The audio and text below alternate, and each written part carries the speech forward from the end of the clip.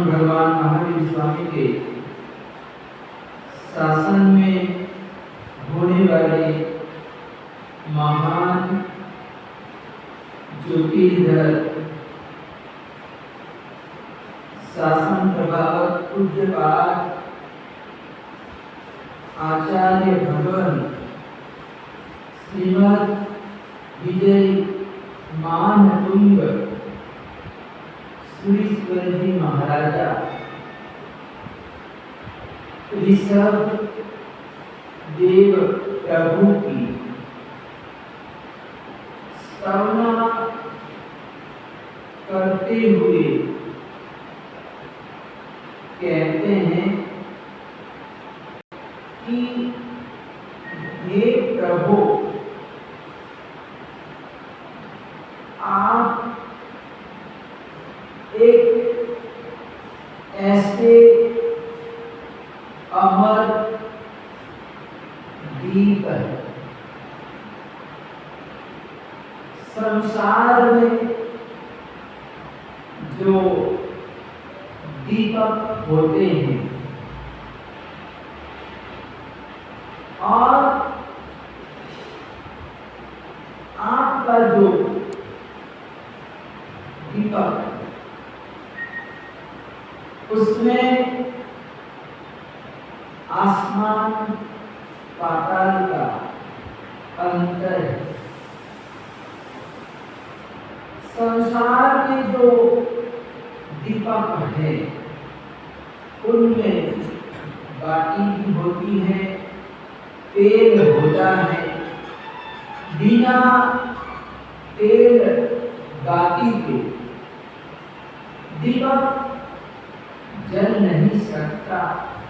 यानी दीपक को जलने के लिए तेल की भी जरूरत पड़ती है, बाती की भी जरूरत पड़ती है और उसकी जो लौ निकलती है, तो जो भी दीपक जलेगा, कहते हैं कि उस दीपक के साथ प्रकाश तो हो, लेकिन उस दीपक की लौ के साथ धुआं भी रहता है।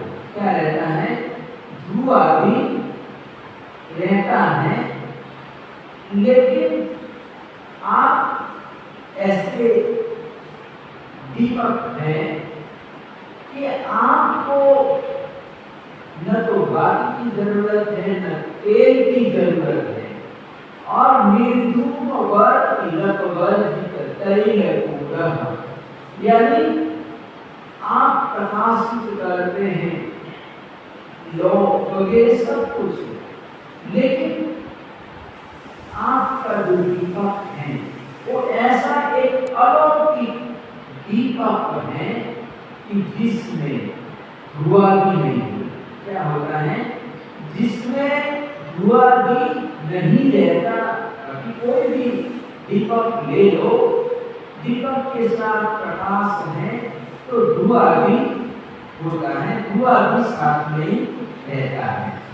धुआं का मतलब है कि मतलब एक तरह से मानो कहीं दिया जल रहा है और दीवार है, क्या ऊपर की दीवार है, तो प्रतिदिन दिया जलेगा। आले में कहीं पर भी हम दिया जलाते हैं तो ऊपर की जो छत होती है वो काली पड़ जाती है। क्या हो जाता है? दिया हर रोज जलने से, वो धुआं लगने से वो दीवार भी काली हो जाती है, श्याम हो जाती है।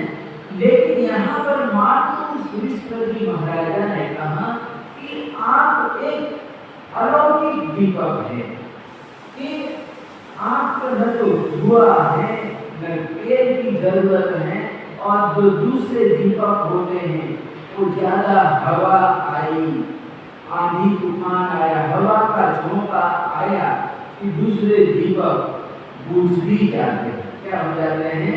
वो बुझ भी जाते हैं, लेकिन कपियों न जात मरुताम चलिता चलाना, यानी यहाँ पर एक मरुत यानी पवन के आंधी तूफान चलते, क्या चलते हैं? मरुताम चलिता चलाना, यानी इतने बड़े बड़े आंधी तूफान वगैरह सब कुछ आते हैं, लेकिन आप स्थिति का जो दीपक है वो दीपक कभी बुझता नहीं, यानी जलता रहता है। दूसरे दीपक तो थोड़ी सी हवा आई तो बुझ जाते हैं, लेकिन आपका ऐसा एक दीपक है जो कभी बुझता नहीं है, कुछ भी हो जाए लेकिन हमेशा हमेशा के लिए वो जलता रहता है। तो यहाँ पर मानकुंड सुरेश्वर जी महाराजा ने तीर्थंकर परमात्मा को, ऋषभ देव परमात्मा को एक दीपक की उपमा दी और कहा कि आप दीपक के समान हैं। कैसे हैं? दीपक के समान हैं, लेकिन आप ऐसे एक अलौकिक दीपक हैं। यानी ये तो मैंने आप श्री जी को गुणगान करने के, आप श्री जी का वर्णन करने के लिए, स्तुति करने के लिए मैंने दीपक की उपमा दी है। यानी मेरे परमात्मा अरिहंत परमात्मा दीपक के समान है, लेकिन आपका जीवन तो अनुपम है। क्या है? अनुपम है, यानी किसी पदार्थ से, किसी वस्तु से उपमा नहीं दी जा सकती, लेकिन फिर भी जो कवि होता है, जो भक्त होता है, वो अपने आराध्य तीर्थंकर परमात्मा का गुणगान करता है, स्तुति करता है और अलग अलग उपमाओं के द्वारा गुणगान करता है। तो इस तरह से यहाँ पर मानकुंड सुरेश्वर जी महाराजा ने तीर्थंकर परमात्मा को एक दीपक की उपमा देकर परमात्मा का गुणगान किया है। तो हमारे यहाँ पर यानी कि भारतीय संस्कृति में दीपक का बड़ा महत्व है। यानी दीपक संसार के लिए उपयोगी वस्तु, क्या है? उपयोगी वस्तु है। जैसे कमरे में अंधकार छाया हुआ और जैसे ही हमने दीप को प्रज्वलित किया, जलाया, तो दीपक के जलते ही पूरा अंधकार चला जाता है। कमरा प्रकाश से, रोशनी से जगमगाने लगता है। एक बार अंधकार में परमात्मा से शिकायत, कंप्लेंट की और उसने कहा कि ये जो सूर्य है, सूर्य मुझे रहने नहीं देता, यानी मुझे भगा देता, मेरे को टिकने ही नहीं देता है। परमात्मा ने सूर्य को बुलाया और पूछा कि क्या बात? अंधकार ने कहा कि मेरे को रहने नहीं देता, मैं कहाँ रहूं? तो सूर्य कहता है कि मैंने अंधकार को देखा ही नहीं कि वो कैसा है। क्या है? मैंने अंधकार को देखा ही नहीं। अगर कोई मेरे आने से पहले ही भग जाए तो फिर मेरा क्या दोष है? क्या है? वो टिके तो सही, लेकिन वो मेरे आने से पहले ही तो डर जाता है, भाग जाता है। मैंने आज तक देखा ही नहीं कि अंधकार कैसा है। क्या है? तो इसमें मेरा क्या दोष? परमात्मा को बोला कि इसमें प्रभु मेरा क्या दोष? अगर कोई मेरे से भग जाता है, डर कर अगर कोई चला जाता है, उसमें मेरा क्या दोष है? क्या है? तो जहाँ पर सूर्य आया, यानी प्रकाश आया, वहाँ पर अंधकार रहता ही नहीं, टिकता नहीं। तो यहाँ पर प्रकाश और अंधकार दोनों का मिलन नहीं होता। या तो अंधकार रहेगा या फिर प्रकाश रहेगा। क्या रहेगा? प्रकाश रहेगा। तो यहाँ पर जैसे छोटा सा दीपक हम जलाते हैं, एक कमरे में छोटा सा दीपक हम जलाते हैं, तो पूरे कमरे का जो अंधेरा होता है, अंधकार होता है, वो दूर हो जाता है। और इसीलिए दीपक की महिमा है, इसकी महिमा है, दिए की महिमा है, दीपक की महिमा है। हालांकि वर्तमान समय में प्रकाश के बहुत सारे साधन हमारे पास उपलब्ध है, टॉर्च है, बिजली है, तरह तरह के साधन हैं, लेकिन इन साधनों के बीच जो दीपक की महिमा है वो आज भी बनी हुई है। यानी दीपक की जो महिमा है वो कम नहीं हुई है। और इसीलिए हम लोग इतने प्रकाश के साधन होते हुए भी जब दीपावली आती है, धूप वगैरह करना होता है, तो व्यक्ति प्रतिदिन दीपक जलाता है। क्या करता है? दीपक जलाता है। हालांकि घर में लाइट है, सब कुछ है, उसको प्रकाश की कोई जरूरत ही नहीं है, लेकिन फिर भी जब पूजा पाठ करता है तो कहते हैं कि दिए को जरूर जलाता है, दीपक जलाया जाता है। तो आज भी दीपक की महिमा है। क्या है? दीपक की महिमा है। और दीपावली जो पर्व है ये दीपों का पर्व है। इसका पर्व है, दीपों का पर्व है। इसमें दीप जलाए जाते हैं, दीपक जलाए जाते हैं, घर में, दुकान में, फैक्ट्री में, सब जगह पर जब ये दीपावली पर्व आता है तो हम अपने अपने घरों में, आंगन में, प्रांगण में, दुकानों में, फैक्ट्री में, सब जगह पर हम दीपक को जलाते हैं, प्रज्वलित करते हैं। और इस तरह से हम दीपक को जलाकर दीपावली पर्व मनाते हैं।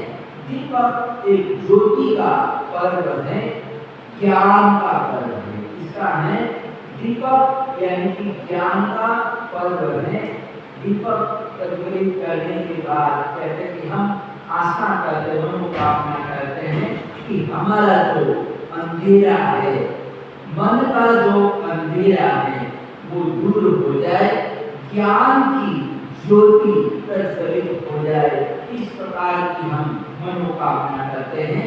तो ये जो दीपावली पर्व है, ये दीपावली पर्व एक ज्योति का पर्व है, प्रकाश का पर्व है। इसका पर्व है, प्रकाश का पर्व है। और इस तरह से दीपावली के साथ हम दीपक को हम जलाते हैं, लेकिन हमें दीपों के साथ साथ 12 महीनों में जो हम अपने घर की या दुकान की सफाई नहीं करते हैं, तो पूरे वर्ष में जब दीपावली पर्व आता है तो दीपावली आने से पहले ही हम अपनी दुकान को सफाई, दुकान की सफाई करते हैं, घर की सफाई करते हैं। जो सामान अस्त व्यस्त होता है हम उसको ठीक सही जगह पर हम उसको रख देते हैं। तो इस तरह से हम घर की सफाई, दुकान की सफाई, फैक्ट्री की हम सफाई करते हैं। तो ये दूसरे नंबर में जो दीपावली है ये स्वच्छता का पर्व है। इसका पर्व है स्वच्छता का पर्व है। ये बाहरी सफाई है, हम शुद्ध करते हैं, अपने घर को साफ करते हैं, घर की सफाई करते हैं, दुकान की सफाई करते हैं, फैक्ट्री की सफाई करते हैं। ये बाहर की शुद्धि हो गई। क्या हो गया? बाहर की शुद्धि हो गई। लेकिन कहते हैं जो दीपावली पर्व है, ये दीपावली पर्व बाह्य अभ्यंतर यानी हमारे भीतर भी अशुद्धि पड़ी हुई। क्या है? भीतर भी अशुद्धि पड़ी हुई है और उस अशुद्धि को भी साफ करना है। क्या करना है? जो भीतर की जो अशुद्धि है, जो हमारे अशुद्ध विचार है, ईर्ष्या, द्वेष है, क्रोध, मान, माया, लोभ इत्यादि हैं, कहते हैं कि इस अशुद्धि को भी दूर करना है। क्या करना है? बाह्य अभ्यंतर दोनों की सफाई करनी है, स्वच्छता करना है।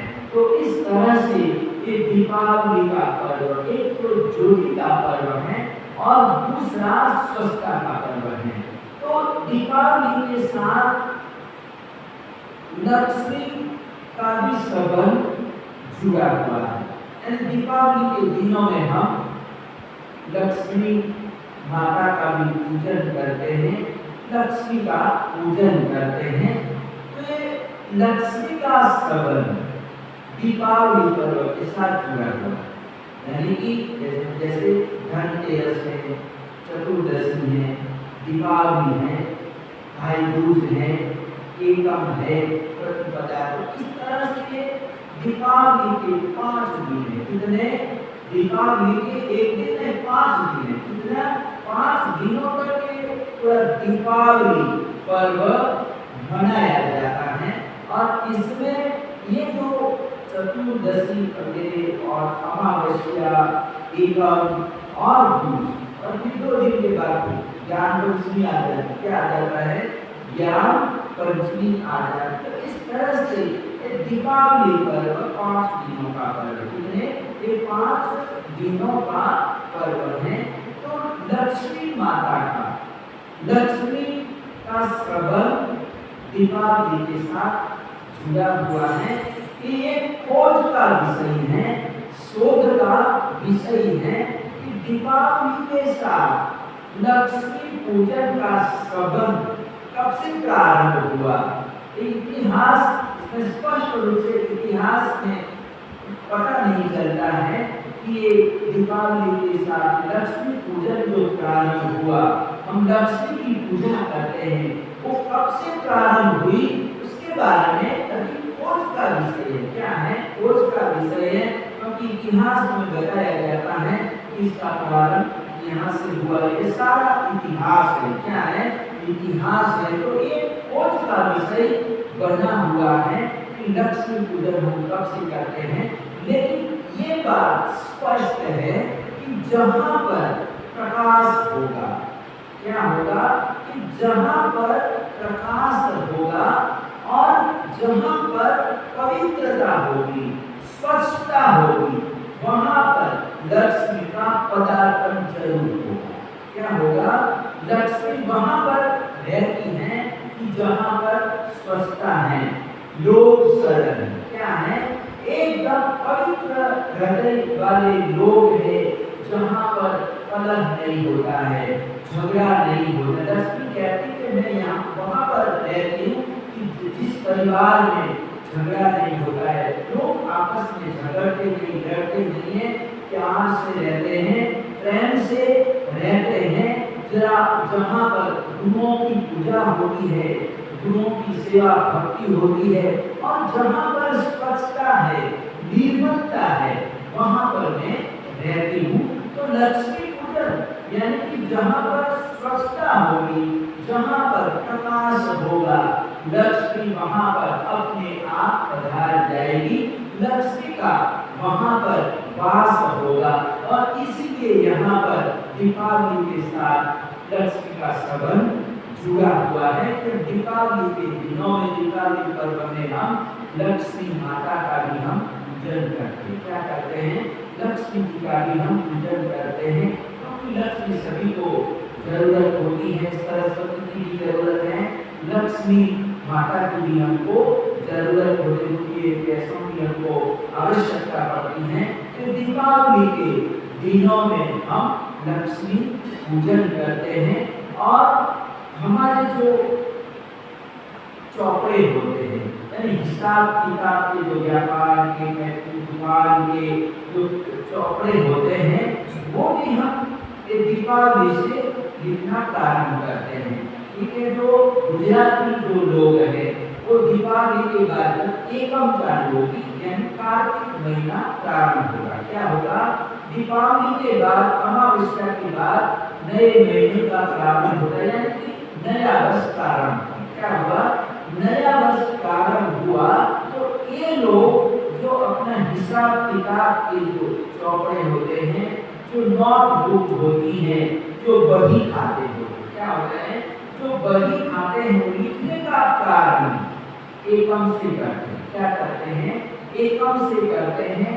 और इस तरह से पहले पेज पर लिखा रहता है। क्या लिखा रहता है कि दीपावली पर्व के बारे में लिखा रहता है और उसमें सबसे पहले मतलब श्री लिखा जाता है। क्या लिखा जाता है?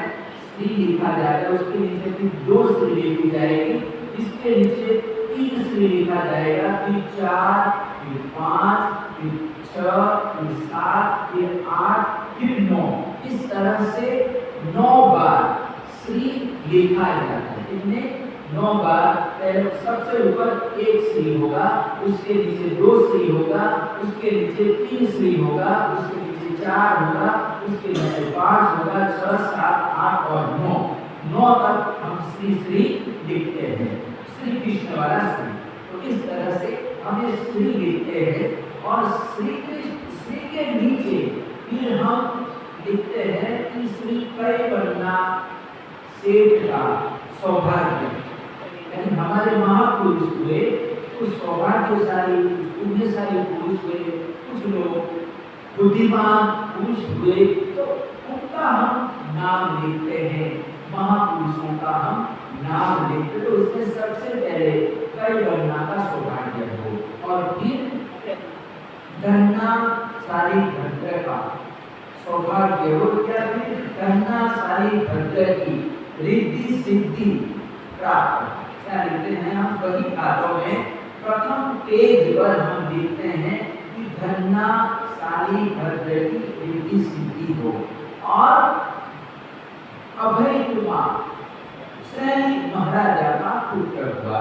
अभय कुमार, तो बुद्धिमानों में हम अभय कुमार को लेते हैं। इसको लेते हैं बुद्धिमान व्यक्तियों में हम अभय कुमार को लेते हैं और हम लिखते वही खाते में भी लिखते हैं कि अभय कुमार की बुद्धि हो, यानी हमको अभय कुमार जैसी बुद्धि प्राप्त हो। इस प्रकार से हम प्रथम दिन पर वही खाता लिखना प्रारंभ करते हैं। तो हम इन महापुरुषों को याद करते हैं और अपने वही खाते में भी हम महापुरुषों का नाम लिखते हैं। दो परंपराएं, जैसे गुजराती जो लोग हैं, वो गुजरात प्रांत के लोग एक कार्तिक शुक्ल एकम से वर्ष का प्रारंभ मानते हैं और इसलिए उसी दिन ये लोग वही खाते लिखना प्रारंभ करते हैं। और यहाँ पर उत्तर भारत में जो वर्ष का प्रारंभ है वो चैत्र शुक्ल एकम से माना जाता है। यानी हम लोग यहाँ पर जो वही खाते लिखते हैं, नए बही खाते हमारे जो होते हैं पंजाब आदि प्रांतों के, तो यहाँ पर जो नए बही जो होते हैं बही खाते, वो चैत्र शुक्ल एकम से लिखे जाते हैं। और इसलिए आज भी कुछ ऐसे दुर्भक्त हैं जो गुरुदेव के पास आते हैं, जो कि अच्छा होते हैं। इंद्रजीत महाराजा के साथ हम थे तो हमने देखा कि एक जो पंजाबी गुरु भक्त है, तो जैसे चैत्र शुक्ल आएगा तो चैत्र शुक्ल एकम के दिन गुरुदेव कहीं पर भी हो, राजस्थान में हो, गुजरात में हो, बम्बई हो, भारत में कहीं पर भी हो, लेकिन ये लोगों को गुरुदेव के पास आना ही है। वो वही खाते अपने चौपड़े लेकर ही आते हैं, पूरा मतलब वो बैग भर के ही आते, अपने बैग भर के आते हैं और गुरुदेव के हाथ से लिखाते हैं। क्या करते हैं? गुरुदेव के हाथ से ही ये लोग लिखाते हैं। अब गुरुदेव के पास बहुत सारे लिखने का इतना काम आ जाता है, वही खाते इतने बढ़ जाते हैं और इनको जाना भी होता है। फिर गुरुदेव दूसरे साथियों को हम लोगों को दे देते, तुम भी मदद करो लिखने के लिए। तो इस तरह से थोड़ा सा लिख दिया, फिर बाकी का हम लोग लिख देते थे। तो इस तरह से मतलब लिखा जाता है। चैत्र शुक्ल एकम के दिन नए वही खाते के प्रारंभ होते हैं। तो ये दीपावली का पर्व, तो दीपावली का पर्व एक तरह से ऑडिट यानी हिसाब किताब का जो हम लेखा जोखा है, तो दीपावली पर्व में ही करते हैं। इसमें करते हैं दीपावली पर्व में ही करते हैं। कहते हैं कि एक तो हमारा विक्रम संवत चलता है, जैसे हम 2081 बोलते हैं, 20 संवत 2550, यानी महावीर प्रभु विक्रम राजा से पहले। क्या है? यहाँ पर हम 2 समय दूसरा विक्रम संवत बोलते हैं और ईस्वी सन बोलते हैं। क्या बोलते हैं? तो ईस्वी सन। तो सबसे प्राचीन जो ज्यादा वर्ष हुए हैं वो परमात्मा जिसका नाम भगवान महावीर स्वामी कह रहे हुए हैं। और इसलिए 2550 हम कितने महावीर को हुए 2550 वर्ष हो गए। कितने? 2550 वर्ष हो गए। और विक्रम राजा जो हुआ, विक्रमादित्य राजा हुआ, कहते हैं कि 2021 उनको हुए। यहाँ पर राजा का बड़ा न्यायप्रिय राजा, कैसा था? न्यायप्रिय राजा था। और उन्होंने दीपावली के दिनों में एक बार अपने राज्य में, अपने देश में, कहते हैं कि जो भी ऋण था, यानी जो कर्जा लोगों का कर्जा था, किसानों का, व्यापारियों का जो कर्जा था, जो ऋण था, उन्होंने मुक्त कर दिया। क्या किया था? मुक्त कर दिया था, कर्जा माफ कर दिया था। तो इसलिए विक्रम राजा को भी याद किया जाता है कि उन्होंने सबसे पहले एक बड़ा काम किया था, परोपकारी कार्य किया था कि बड़े न्यायप्रिय थे। उन्होंने देखा कि मेरे देश में लोग बड़े दुखी है, बड़े परेशान हैं, तो उन्होंने सारा कर्जा ही, पूरे देश का कर्जा ही माफ कर दिया था। इतना आसान नहीं होता है एक राजा को, क्योंकि राजा को पूरा देश चलाना होता है। क्या होता है? देश चलाना होता है, तो पैसों की भी जरूरत होती है। क्या होती है? पैसों की भी जरूरत होती है। तो राजा पैसा कहाँ से लाएगा? आखिर उसको प्रजा से ही लेना है। क्या है? प्रजा से ही लेना है। नेता कहाँ से पैसा लाएगा? ऐसा नहीं कि कोई नेता बोलता है कि तुम्हारे खाते में 10,000 15,000 महीने आएगा, यानी जमा हो जाएगा। क्या हो जाएगा? जमा हो जाएगा। लेकिन वो लाएगा कहाँ से? इतना सारा पैसा, करोड़ों रुपए लाएगा कहाँ से? तो तुम्हारे खाते में इतना जमा हो जाएगा। वो बोलने की बात है। क्या है? बोलने की बात है, लोगों को डुबाया जाता है। लेकिन नेता को भी, राजा को भी जनता से ही लेना है। तो पूरे देश का कर्जा माफ करना भी मुक्त कर दिया था। और इसीलिए आज भी विक्रम राजा, राजा तो बहुत हुए हैं, लेकिन विक्रम राजा को आज भी याद किया जाता है। और संवत प्रारंभ हुआ, दिवाली से संवत प्रारंभ हुआ तो विक्रम संवत बोला जाता है। क्या बोला जाता है? विक्रम संवत बोला जाता है। तो इस तरह से आज भी हम संवत बोल रहे हैं। वीर संवत, विक्रम संवत, आत्म संवत, बंधक संवत, समुद्र संवत, इंद्र संवत, रत्नाकर संवत। इस तरह से संक्रांति के ऊपर हम हर महीने इस संवत हम बोलते हैं और फिर हम संक्रांति श्रवण करवाते हैं। तो यहाँ पर इस संवत का भी महत्व है। क्या है? संवत का भी महत्व है। तो दीपावली अमावस्या को मनाई जाती है। क्या है? कि 12 महीने पूरे हो गए। गुजराती के हिसाब से 12 महीने पूरे हो गए, हिंदी के हिसाब से भी 12 महीने पूरे हो गए। कार्तिक महीना पहला महीना है। क्या है? कार्तिक पहला महीना माना जाता है। और जो आश्विन महीना है वो लास्ट महीना है, यानी 12वां महीना है। क्या है? 12वां महीना है। तो इस तरह से नए महीने का प्रारंभ, यानी नया वर्ष कार्तिक महीने से हम लोग चैत्र महीने से मानते हैं। क्या है? हमारे लिए फर्स्ट महीना चैत्र महीना है। कौन सा है? चैत्र महीना फर्स्ट महीना है और वैशाख दूसरा महीना। इस तरह से मनाया जाता है। तो यहाँ पर क्या है कि दीपावली पर्व के साथ भगवान महावीर स्वामी और गौतम स्वामी का संबंध है। क्या है? गौतम स्वामी और महावीर प्रभु का संबंध है। तो जब एक दीपावली पर्व आया तो परमात्मा का अंतिम चातुर्मास था, यानी परमात्मा का अंतिम चातुर्मास होने वाला था। तो हस्तिपाल राजा ने परमात्मा को चातुर्मास करने के लिए विनंती, उस समय में चातुर्मास के लिए विनंती की जाती। तो परमात्मा ने देखा कि बड़े भाव से हस्तिपाल राजा विनंती कर रहा है, चातुर्मास की विनंती कर रहा है। तो मैं इसकी विनंती को स्वीकार करता हूँ। ऐसा करके परमात्मा ने उसकी भस्मीशाला में पावापुरी में चातुर्मास किया। अंतिम चातुर्मास का परमात्मा का वो चातुर्मास बड़ा ही यादगार संपन्न होने जा रहा था। और देखते देखते आश्विन महीना आ गया, क्या आ गया, कार्तिक महीना आ गया, अमावस्या आ गई। तो परमात्मा ने देखा कि अब मेरा अंतिम समय है, अब मेरा समय पूरा होने आया है, मेरा निर्वाण होने वाला है। क्या है, मेरा निर्वाण होने वाला है।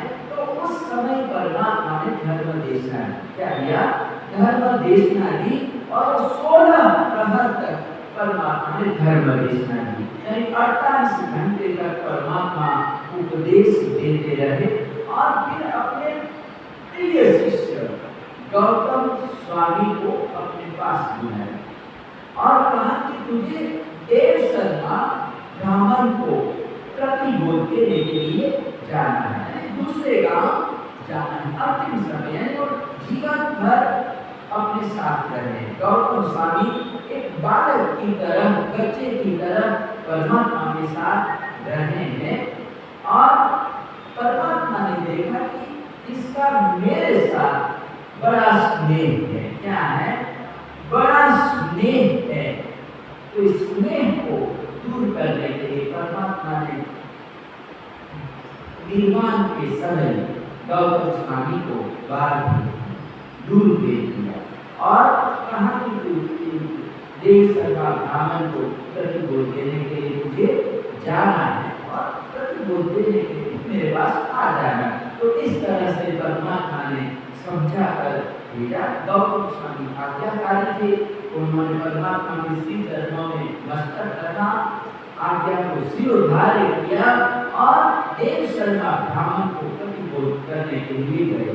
तो परमात्मा ने कहा तो आज्ञा का पालन किया, देव शर्मा ब्राह्मण को प्रतिबोधित किया, प्रवचन दिया और धर्मोपदेश देकर प्रतिबोधित कर गौतम स्वामी जी महाराज वापस लौट रहे थे, परमात्मा के पास आ रहे थे। तो रास्ते में बहुत सारे देव देवी, देव विमान आने लगे। परमात्मा का निर्माण हो चुका था। तो रात्रि के समय में इतने सारे देव देवी अपने अपने विमानों में बैठकर धरती पर आने लगे। तो देव देवियों के आने से विमानों के कारण पूरी रात्रि जगमगाने लगी, यानी प्रकाशमान हो। अमावस्या की रात्रि में अंधेरा ही होता, क्या होता है, पूरी रात तक अंधेरा ही होता है, चंद्रमा रहता ही नहीं है अमावस्या के दिन। तो अमावस्या की रात्रि तो पूरी अंधकार नहीं होती, सुबह तक अंधेरा ही रहता है। क्या रहता है, सुबह तक जब तक सूर्योदय नहीं होगा वहां तक अंधेरा ही रहता है। लेकिन देव देवियों के आने से पूरी रात्रि जगमगाने लगी, प्रकाश प्रकाश हो गया। और गौतम स्वामी ने देखा कि अचानक देव देवी क्यों आने लगे, सब लोग कहाँ जा रहे हैं। तो गौतम स्वामी ने देव से पूछा, क्या बात है, इतनी बड़ी संख्या में आप लोग पधार रहे हैं, आ रहे हैं, क्या बात। देव ने कहा कि परमात्मा का निर्वाण हो गया। क्या हुआ, परमात्मा का निर्वाण उत्सव महोत्सव मनाने के लिए हम सब लोग पहुंच रहे हैं, हम आ रहे हैं। तो जैसे ही गौतम स्वामी ने सुना कि परमात्मा का निर्वाण हो गया, परमात्मा हमारे बीच नहीं रहे, क्या है, परमात्मा हमारे बीच नहीं रहे। तो एक बार गौतम स्वामी के पांवों के नीचे से जमीन खिसक गई और वो नीचे बैठ गए, चल रहे थे। लेकिन जब सुना कि परमात्मा का निर्माण हो गया तो एकदम झटका लगा। क्या लगा, एकदम झटका लगा और वो नीचे बैठ गए और रोने लगे। क्या एक बालक की तरह रोने लगे विलाप करने लगे कि प्रभु ये आपने मेरे साथ क्या किया, यानी आपने मेरे साथ बड़ा अन्याय किया। मैं आपके साथ जब से मैंने दीक्षा ली उस दिन से मैं आपको मैंने कभी छोड़ा ही नहीं, मैं दूर गया ही नहीं, अलग हुआ ही नहीं, और आज जब अंतिम समय आया तो मेरे को आपने दूर कर दिया, भेज दिया। क्या मैं आपके साथ ही आता क्या, या क्या मैं आपका पन्नू पकड़ लेगा, या बॉक्स में कोई जगह कम पड़ जाती, क्या मैं साथ में आ जाता तो वहाँ कोई जगह कम थोड़ी होने वाली थी। तो इस तरह से विलाप करने लगे, और इस तरह से विलाप करते करते कहते हैं अहंकारोपि बोधाय विषाद केवलम, यानी कि गौतम स्वामी का जो कुछ हुआ कहते हैं कि आश्चर्यजनक है। अभिमान करके परमात्मा के पास आए तो बोध का कारण हुआ। क्या हुआ? बोध का कारण हुआ, और ये जो विषाद हुआ, परमात्मा चले गए, छोड़कर चले गए, तो गौतम स्वामी को इतना विषाद हुआ। तो कहते हैं कि विषाद केवल ज्ञान का कारण नहीं, यानी जब तक परमात्मा रहे गौतम स्वामी को केवल ज्ञान नहीं हो पाया। यानी जैसे ही परमात्मा गए कि जाते ही सुबह में प्रातः काल में गौतम स्वामी को केवल ज्ञान हो गया, केवल ज्ञान की प्राप्ति हो गई। विलाप करते करते गौतम स्वामी को केवल ज्ञान प्राप्त हो गया। तो लोगों को कितनी खुशी हुई कि चलो परमात्मा का निर्माण हो गया। लेकिन हमारे काम प्रिय ऐसे गुरु श्री गौतम स्वामी को केवल ज्ञान हो गया। तो एक उमंग दौड़ गई, और जो 18 देशों के जो राजा कौशल कर रहे थे, उन्होंने दीपावली में छठ किया है। दीपावली पर्व में 2 उपवास करने की परंपरा है, यानी कि छठ करके क्या करते हैं, छठ की तपस्या करते हैं। जैसे कोष दशमी में अठम तक किया जाता है, 3 उपवास किए जाते हैं। मौन एकादशी में 1 उपवास किया जाता है। ज्ञान पंचमी के दिन 1 उपवास किया जाता है। तो वैसे दीपावली पर्व में छठ की महिमा है, यानी 2 उपवास 2 व्रत किए जाते हैं। तो इस तरह से जितने भी राजा आए थे कौशल लिया था, उन्होंने कौशल व्रत ग्रहण किया था, और कौशल व्रत के साथ 2 व्रत भी उन्होंने रखे थे। तो कौशल व्रत की आराधना की और देखा कि भाव उद्योग तो चला गया, यानी महावीर प्रभु का निर्वाण हो गया। तो हम द्रव्य दीपक जलाते हैं, क्या करते हैं, द्रव्य दीपक जलाते हैं। तो उस समय की जनता ने, भाई बहनों ने, सबने अपने अपने घरों में दीपक जलाए। क्या जलाए? दीपक जलाए। और इस तरह से दोनों संबंध जुड़े, तो परमात्मा का निर्माण हुआ, और दूसरे नंबर में गौतम स्वामी को केवल ज्ञान हुआ। तो ये दोनों प्रसंग होने से, घटना घटित होने से लोगों ने दीप जलाकर खुशी मनाई, आनंद मनाया। तो कहते हैं कि जैन धर्म में दीपावली तो प्रारंभ हुई, दीपावली का जो महत्व है इसीलिए बढ़ गया, क्योंकि भगवान महावीर स्वामी का निर्वाण और गौतम स्वामी का केवल ज्ञान दीपावली पर्व से जुड़ा हुआ है। और इसीलिए हमारे लिए दीपावली पर्व महत्व का है। क्या है? महत्व का है। और भी बहुत सारे कारण हैं दीपावली पर्व मनाने के, बहुत सारे कारण। जैसे 14 वर्षों के वनवास के लिए मर्यादा पुरुषोत्तम राम, लक्ष्मण और सीता गए थे, वन में गए थे। तो 14 वर्षों का वनवास पूरा करके, यानी वनवास के दौरान रावण ने सीता का हरण कर लिया था। तो राम को जाना पड़ा, लंका जाना पड़ा, और रावण को दूर किया, रावण का संहार किया, और माता सीता देवी को वापस लेकर आए। तो जब अयोध्या में आए, 14 वर्षों का वनवास पूर्ण करके अयोध्या में पधारे, राम लक्ष्मण सीता पधारे, तो अयोध्या वासियों की खुशी का कोई ठिकाना न रहा और सब ने अपने अपने घरों में दीपोत्सव किया, दीप जलाए और इस तरह से दीपावली का पर्व आज भी हम मनाते हैं। तो इस तरह से दोनों प्रसंग जुड़े हुए हैं, खास करके विशेष करके ये दो प्रसंग लिए जाते हैं, एक भगवान महावीर स्वामी का, गौतम स्वामी का, और दूसरे नंबर में मर्यादा पुरुषोत्तम भगवान श्री राम का प्रसंग लिया जाता है। तो अयोध्या में पधारे थे और लोगों ने खुशियां मनाई थी, दीपावली पर्व मनाया था। तो इस तरह से ये दीपावली के दिनों में हमको विशेष करके श्रवण भगवान महावीर स्वामी की आराधना साधना, गौतम स्वामी की आराधना उपासना, साथ में हम देव देवी की उपासना करते हैं, लक्ष्मी देवी की हम उपासना करते हैं। तो इस तरह से ये दीपावली पर्व मनाया जाता है। तो दीपावली पर्व के दिनों में हमें विशेष करके जो जाप करते हैं, यानी ऐसा है इस दीपावली पर्व में रात्रि के समय जो लोग पोषण वगैरह करते हैं, उपासना में होते हैं, तो उपासना में रहकर वो पोषण करते हैं और मध्य रात्रि में यानी कि 12 बजे से पहले वो देव वंदन करते हैं। दीपावली का वंदन देव वंदन होता है। क्या होता है? जैसे चौमासी देव वंदन, मौनी एकादशी का देव वंदन होता है, वैसे दीपावली का भी देव वंदन क्या है? देव वंदन है। तो लोग पोषण व्रत में होते हैं या पोषण नहीं लिया तो रात्रि के समय देव वंदन क्या करते हैं?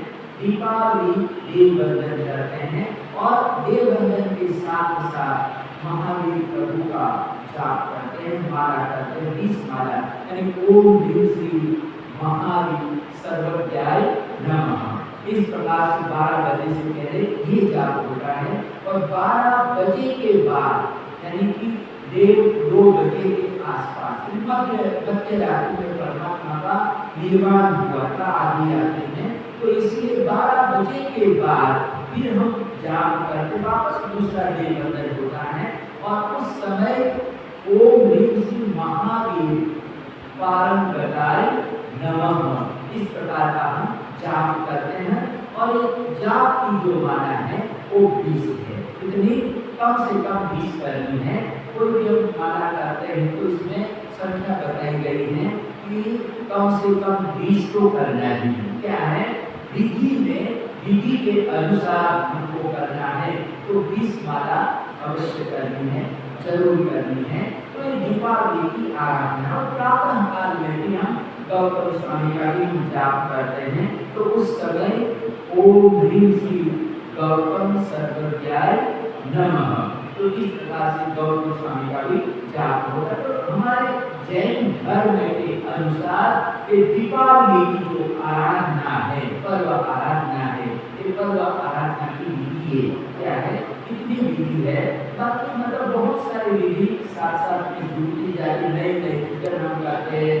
तो इस तरह से पूजनों के भी मुहूर्त है। क्या है? जैसे लक्ष्मी पूजन करना, दीपावली पूजन करना, बड़ी बातों का लिखना प्रारंभ करना, सबके अपने अपने मुहूर्त होते हैं। और आजकल पंचांग वगैरह में मुहूर्त रेडीमेड तैयार आ जाता है, आजकल तो व्हाट्सएप में भी आ जाता है, दीपावली मुहूर्त वगैरह सब तैयार हमको मिल जाता है। कहीं किसी को पूछने की भी जरूरत नहीं है, मोबाइल खोलो आपको मुहूर्त मिल जाएगा। इस तरह से ये दीपावली पर्व मनाना है। तो कल 30 तारीख है, परसों 31 तारीख है। तो पूरे देश में जो दीपावली है वो 31 तारीख को मनाई जा रही है, यानी सब लोगों की दिवाली लगभग 31 तारीख की है। 1 तारीख को बीच में खाली क्या कुछ नहीं है और 2 तारीख को सुबह गौतम स्वामी जी का यहाँ पर रास होगा। गौतम रास यानी कि गौतम स्वामी का पूरा जीवन चरित्र होगा। इसके जो कवि है उन्होंने कवि ने तो गुजराती भाषा में रहता है, तो मैं पूरा आप लोगों को समझा भी दूंगा, ऐसी कोई बात नहीं। देखिए हमारी परंपरा है कि एकम के दिन नव स्मरण का पाठ और साथ साथ में एक गौतम स्वामी का रास पढ़ा जाता है।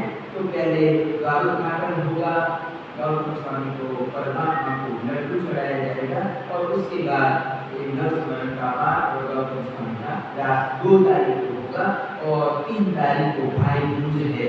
यानी भाई दूज को भी कहते हैं कि दीपावली के साथ ही जोड़ो। यानी कि जब परमात्मा का निर्माण हो गया तो बड़े भाई नंदीवर्धन को बड़ा दुख हुआ, शौक लगा। क्या लगा? शौक लगा कि मेरे रहते हुए मेरा छोटा भाई मेरे कहने चला गया।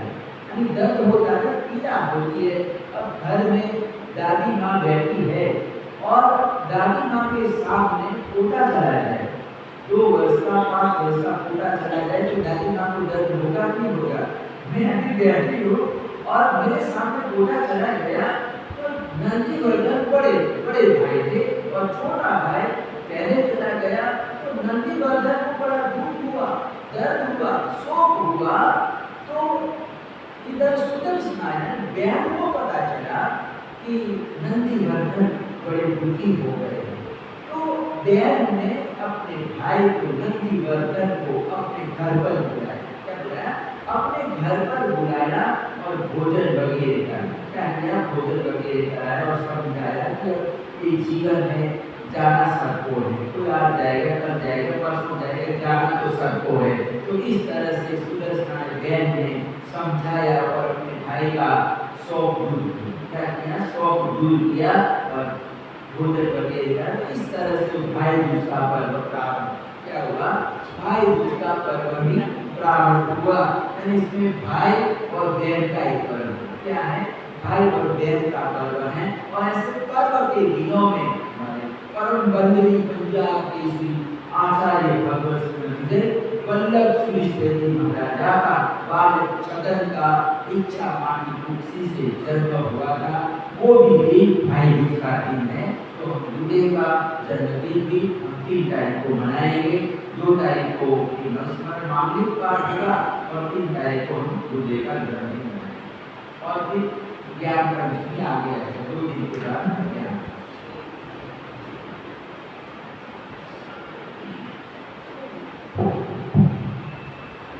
in the